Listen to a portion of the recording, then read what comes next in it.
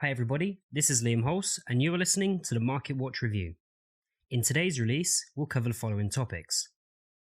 Record decline in Australian GDP, general strengthening of the USD, comments of the head of the Bank of England, and US oil reserves. I'll start with a publication of the Australian GDP report.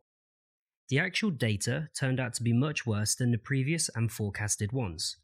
While it is impossible to call them very bad in the existing realities, during the second quarter of this year, Australia's GDP contracted by only 6.3%, while during the same period, the US GDP contracted by more than 30%, in the Eurozone, GDP by more than 11%.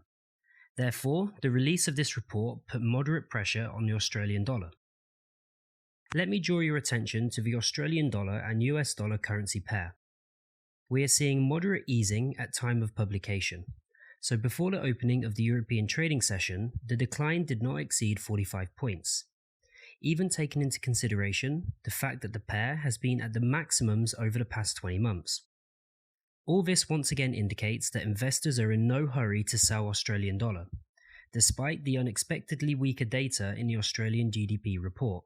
No less important for traders was the release of the ISM Manufacturing Index for the US. The actual data significantly exceeded the previous and forecasted values, thereby supporting the US dollar, which continues to strengthen practically across the entire spectrum of the market. So the euro and US dollar currency pair fell by more than 150 points by the middle of the European session. Now let's move on to the upcoming events today. At the junction of two trading sessions, European and American, the head of the Bank of England will speak in front of a special committee of the Treasury Department with the topic, the economic impact of the coronavirus outbreak. Given the importance of this issue for Britain and the world, the risk of a surge in GDP trading activity increases significantly. Before the opening of the American trading session, and as a result of the hearings of the Special Committee of the Treasury Department, the demand for the pair, Great British Pound and US dollar, under the support level of 1.3335, remains strong enough, keeping sellers from trying to develop a more powerful wave of decline. But a more powerful weakening of the pair should not be ruled out. I will conclude today's review with the upcoming publication on data on changes in oil and oil product reserves in the United States.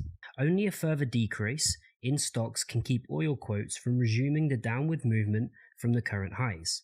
Let me remind you that the American WTI crude is still trading at $43, close to the highs since the beginning of March. That's all for me. Closely monitor the news background and be prepared for all the surprises of the market.